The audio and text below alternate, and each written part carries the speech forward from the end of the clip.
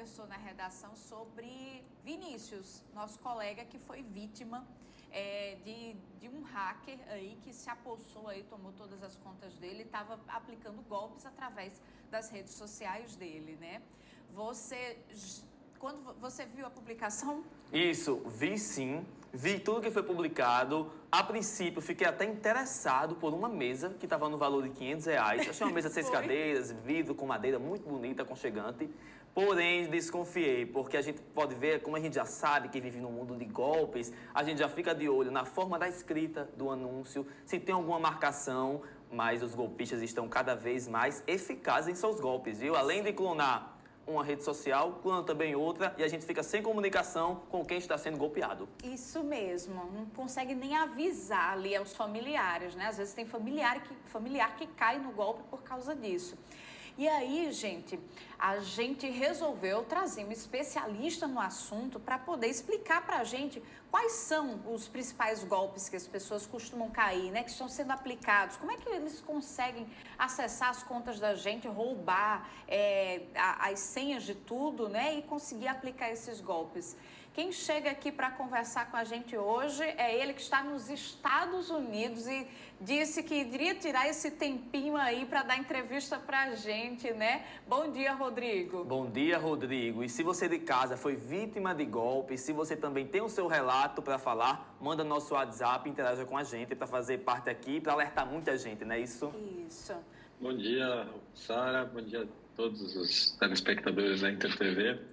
Pois é, a quantidade de pessoas vítimas desse tipo de golpe que vocês mencionaram aí, do colega, ela tem sido cada vez maior. E tanto são duas vítimas, né? É uma cadeia. É a vítima de quem teve a conta invadida e também a vítima de quem achou que estava comprando e caiu no conto do vigário ali, caiu no golpe, né? E não vai levar o que comprou mais barato, né? Vem uma alegria primeiro, puxa, consegui comprar um item bem baratinho, né? E depois vem o choque de realidade que ele perdeu o dinheiro. E isso tem sido cada vez mais e mais comum. Bem complicado mesmo. Rodrigo, explica pra gente uma coisa, como é que esses hackers conseguem esse acesso? Que a gente dá brecha para que eles consigam, por exemplo, roubar essas contas de e-mail, redes sociais, Instagram, WhatsApp. Como é que eles conseguem esse acesso? Boa pergunta, Sara.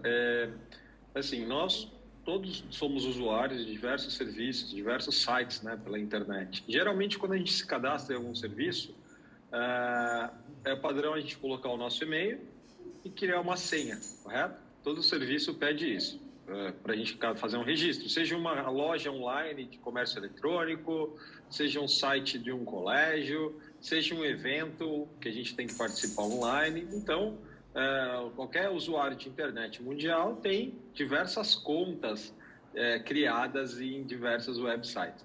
E o que acontece? A gente tem observado ultimamente uma crescente absurda no número de sites invadidos, sites vazados, né?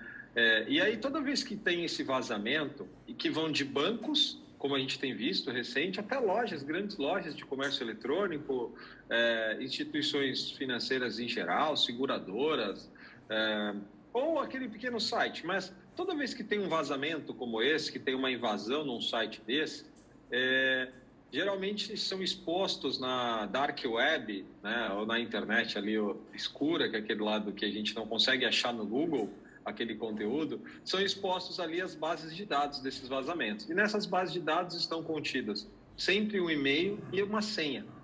Então, por exemplo, recente teve uma loja muito grande de e-commerce, né, que ela tem presencial e tem física, e de lá vazou uma quantidade enorme de usuário e senha, ou seja, e-mail e senha. E aí o que esses golpistas fazem? Eles são organizados, têm técnica, né? E porque isso é um negócio para eles. Então eles constroem ferramentas, robôs, que ficam pegando aquele e-mail e aquela senha que vazou, por exemplo, do site.com, que é um site hipotético que estava ali uma senha, e fica testando nas redes sociais. Então, por exemplo, provavelmente o colega de vocês, né, aí da InterTV, ele tinha uma senha igual no Instagram dele que ele tinha em algum site que vazou. E aí o robozinho fez o quê?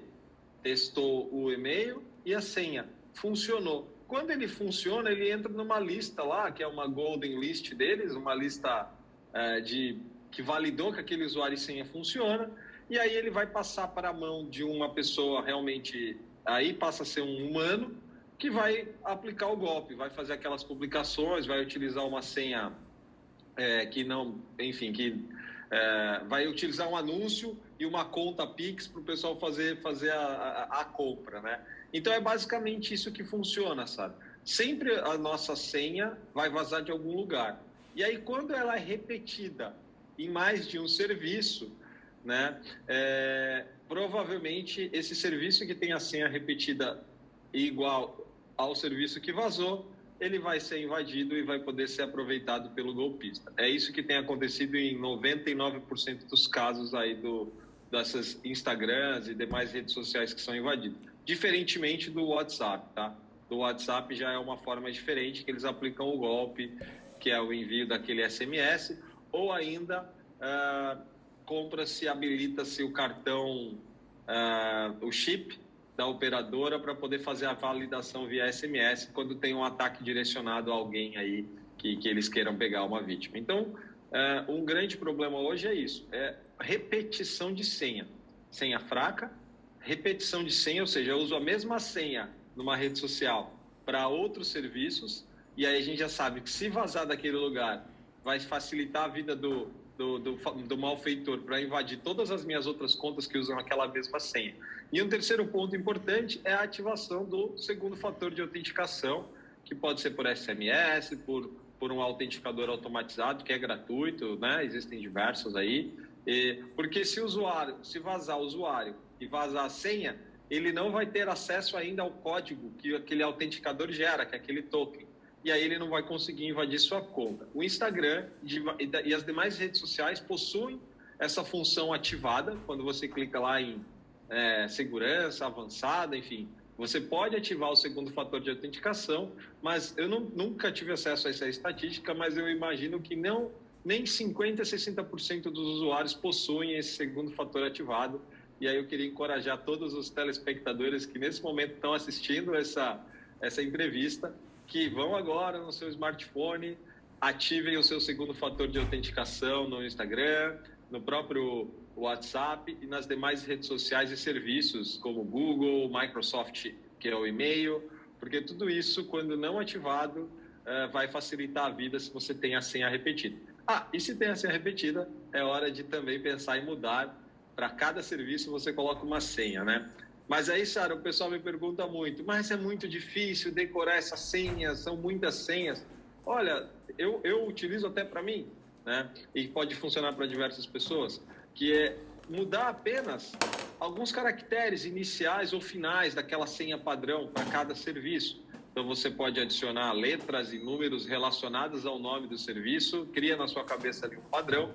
Então, você usa uma senha e no final você coloca, sei lá, se for o Gmail, você pode colocar o G do Gmail, se for o Hotmail, você pode colocar o H do Hotmail, mas você pode usar uma senha que ela, a princípio, ela pode ter uma base igual para todos os outros, mudando pequenos caracteres ali no final. Isso também vai dificultar a vida, porque o robô não vai conseguir, na hora que vai fazer os testes, ele não vai conseguir entender isso, tá?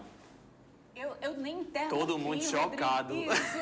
E você de casa também, a gente acredita. Isso mesmo, eu nem interrompi porque eu estava pegando cada dica. Eu pensei justamente nisso, né? Meu Deus, como eu vou decorar tanta senha agora?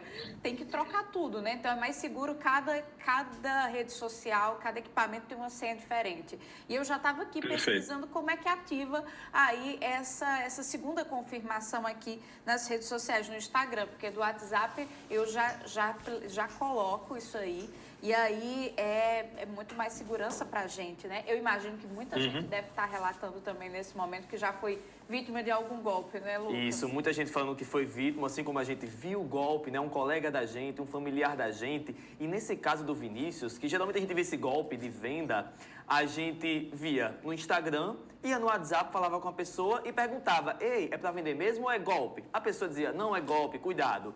No caso de Vinícius, hackearam o Instagram dele e hackearam também o WhatsApp dele. Ou seja, o golpista até estava conversando com a gente. Isso. Aí fica mais complicado ainda, né? Tá cada vez o golpe se aprimorando e a gente nem conseguia falar com o Vinícius, porque o Instagram bloqueado, né? Com Isso golpe mesmo. e o WhatsApp também. É comum também esse golpe duplo? É comum, sim, o golpe duplo. E porque hoje, até outro dia saiu uma matéria recente, eu acho que talvez no G1, sobre o PCC, por exemplo, que é uma organização criminosa, né? Eles possuem uma célula dentro como é uma organização, um crime organizado, eles possuem uma célula só para aplicar golpes digitais, golpes via internet, que até para eles é mais fácil, né? Porque é diferente de ele roubar um banco, que eles têm a questão bélica, tem a questão de armamento, tem a questão física, tem a insegurança, né? Onde ele vai se expor. O crime pela internet, eles têm pessoas trabalhando para eles dentro de qualquer lugar do Brasil, inclusive presidiários, são muitos, que acabam trabalhando aplicando esses golpes que a gente recebe, né? Via as redes sociais. E aí eles vão desenvolver a criatividade, Lucas, da melhor maneira possível. O que eles tiverem de recursos, né? Eles vão utilizar. Como, por exemplo, tem pessoas que abrem contas nesses bancos digitais, que hoje em dia você pode abrir uma conta sem sair de casa, e ela vende a conta, ou ela aluga a conta para a organização criminosa por até R$1.000 por dia, né? Então, existem aí o dinheiro fácil para muitas pessoas que querem facilitar a vida do criminoso, que essa pessoa acaba sendo também uma criminosa se ela fizer isso em algum momento, né? Mas esse golpe duplo, ele existe e ele é fácil. E eu queria até chamar a atenção para um ponto que vocês comentaram, antes da gente entrar ao vivo, eu estava ouvindo aqui, sobre a questão do FGTS, né? Vocês sabiam que tem muitos golpes também acontecendo relacionados ao FGTS? Sim, Sites falsos, mensagens falsas no WhatsApp. Clique aqui para consultar os FGTS, aproveitando né? aqui, vou lhe interromper um pouquinho, porque agora, durante os saques do auxílio emergencial, muita gente, quando foi procurar a agência da Caixa Econômica Federal, chegou lá e descobriu que já tinham sacado dinheiro para ela. Então, como é que eles aplicam esse golpe? Então, o que tem acontecido?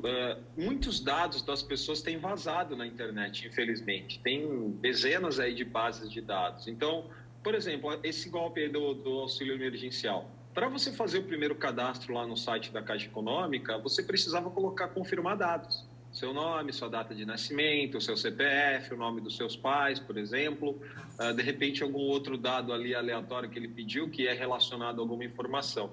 E aí, o que o golpista faz ali, né? O ladrão, que é um ladrão, só que ele é um ladrão digital, né? Ele faz pela internet. Esse golpista, ele tem essas bases de dados porque vazaram de sites, né? Vocês têm visto que geralmente quando vaza 200 mil informações de 200 mil clientes, de 1 milhão de clientes. Então, quando vaza essa base, ele tem acesso a tudo. Aí a Caixa Econômica, ela precisa facilitar a vida, por exemplo, enfim, qualquer portal desses, do usuário, e ela não tem como pedir para o usuário ir fisicamente na agência, né? Até porque estavam em pandemia, então eles criaram mecanismos para proporcionar ao cliente, o usuário, fazer de casa. E aí, esse fazer de casa, o malfeitor, como ele tinha todos esses dados que foram vazados em algum lugar, ele vai preenchendo os dados, o nome da mãe, a data de nascimento, o endereço, de repente, o telefone, né? E aí ele se autenticou como sendo a Sara, por exemplo, lá dentro do portal do auxílio emergencial e fez o saque. Eu tenho alguns amigos, inclusive da área de segurança, que ele perdeu, não foi o saque, não foi o auxílio emergencial, mas foi, por exemplo, aquele saque dos R$1.000 lá do FGTS.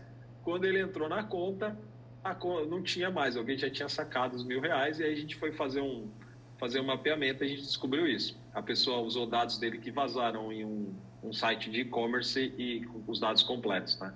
Infelizmente, os nossos dados eles estão expostos aí, rasgados e jogados nos submundos da internet, e eles são fáceis, de fácil aquisição, vamos dizer assim, pelos grupos criminosos. E aí a gente acaba tendo que tomar esses cuidados e cercar de algumas situações. Por exemplo, existe um serviço do Serasa que chama-se Proteja o Seu CPF, né? Monitora o seu CPF.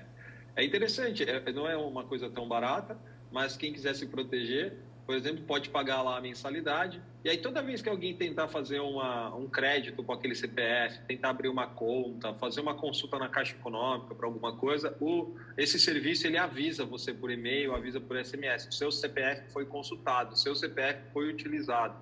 E aí, se alguém está tentando usar aquele CPF ou fazer algo em nome dessa vítima, né, você vai ser avisado e vai poder tomar algum tipo de providência para mitigar aquele problema, porque se não tivesse monitoramento, infelizmente, a gente vive um momento de bastante insegurança, apesar de ter crescido cada vez mais os mecanismos de proteção, né? Porque como as instituições financeiras elas perdem bastante dinheiro com fraudes, elas investem muito também para combater as fraudes, né?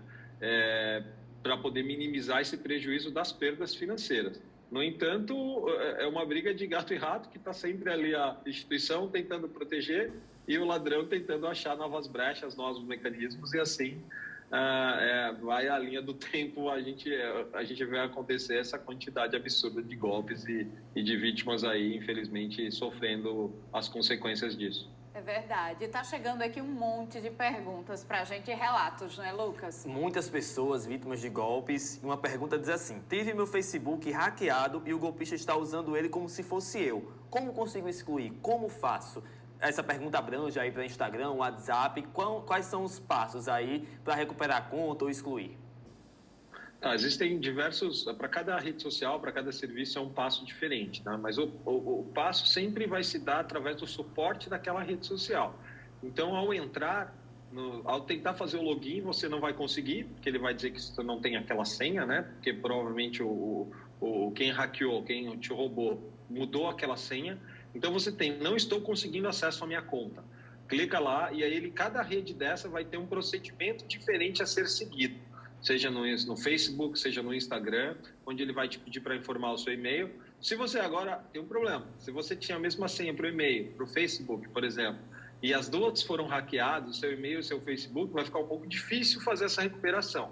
Mas se você ainda tem um e-mail que está registrado e acesso a ele, é a partir desse e-mail que você vai garantir que você vai conseguir esse contato com o suporte e ele vai te devolver a propriedade daquela conta, tá? Por isso que eu digo, jamais repita a senha, por exemplo, da rede social e do e-mail. Corra agora para mudar essas senhas, porque é um que vai salvar o outro, né? Assim, você tendo acesso ao e-mail que você vai conseguir fazer a recuperação. Em relação ao WhatsApp, funciona também da mesma maneira, tá? Que o Instagram tem a parte do serviço, não estou conseguindo acessar minha conta. Por exemplo, no WhatsApp você tem que mandar o e-mail dizendo que você foi vítima, que teve a conta roubada e eles têm um prazo padrão para poder fazer a resposta.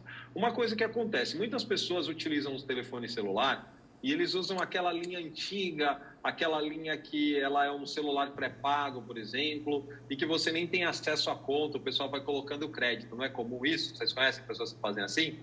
Aquela linha, ela não sabe nem mais, às vezes, em nome de quem que está aquela conta, qual o endereço que está aquela conta, e só vai colocando crédito mensalmente ou quinzenalmente, de acordo ali com a sua demanda, né? O que é que acontece? Existem também quadrilhas, existem pessoas que vão lá na operadora, provavelmente tem alguém na revenda que atende aquela operadora, que faz o resgate do chip. Então, às vezes, a pessoa vai lá, ela tem os dados de 10, 20, 100 pessoas que possuem um número numa operadora qualquer dessas.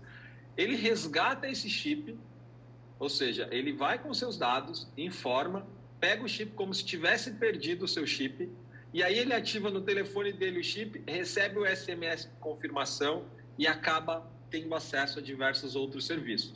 Por isso, inclusive, que o segundo fator de autenticação é importante, Rodrigo, mas ele não é o mais seguro ainda. Mas para quem não tem nada, pode começar por ele. Mas é importante entender que você vai usar o SMS como segundo fator de autenticação, porque ele vai mandar aquela mensagem com código. Mas se a sua conta telefônica, se a sua linha, ela não está com os dados atualizados, provavelmente, ela não é uma linha pós-paga, onde é necessário algumas confirmações, ainda alguém, se quiser fazer um ataque direcionado, se quiser te prejudicar, ele vai conseguir, de repente, fazer o resgate daquela linha, né? E receber o SMS e fazer a ativação do WhatsApp naquela conta e, a partir daí, também aplicar o golpe. Então, são diversos medidas de controle, Lucas e Sara, que são necessárias para a gente poder viver uma vida online, uma vida digital, porém de maneira segura. Que eu falo e brinco com todos que a gente não foi educado para isso, né? A gente aprendeu a atravessar a rua com segurança, a andar num lugar escuro, que aquilo era, de repente, em alguma determinada parte da cidade, à noite, podia ser perigoso, mas ninguém nos ensinou, nossos pais, a usar a internet de forma segura, e aí a gente acaba tendo dificuldades mesmo por uma questão cultural, por uma questão de geração, a qual nós fazemos parte muitas vezes, muitas pessoas, e pouco se fala ainda do uso seguro da internet. Mas se vocês verem aqui, o que eu dei de exemplos de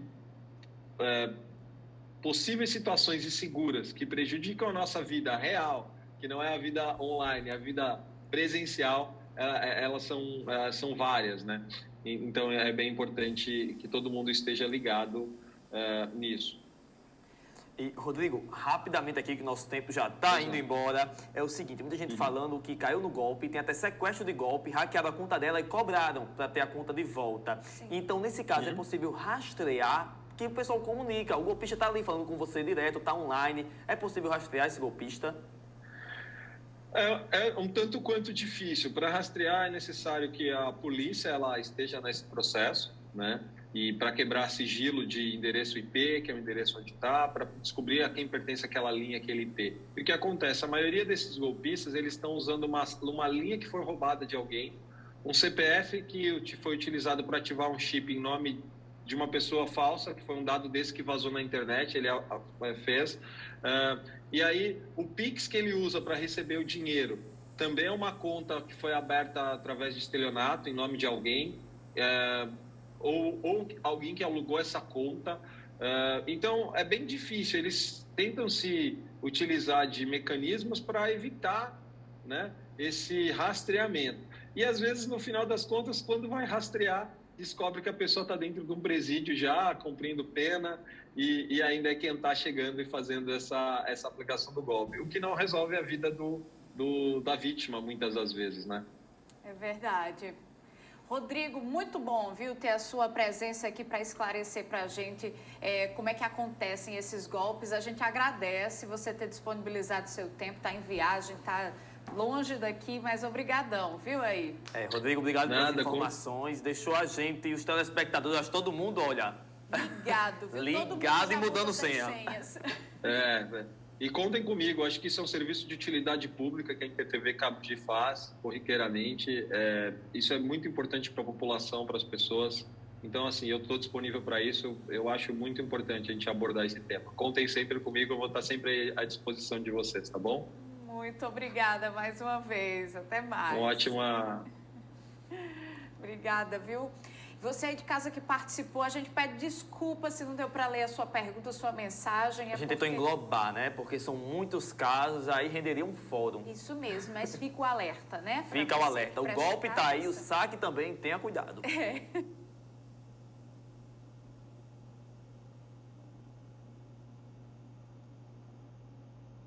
E hoje, 21 de abril, feriado nacional de Tiradentes. Tiradentes foi enforcado e esquartejado em 21 de abril de 1792. Ele é o principal representante de um movimento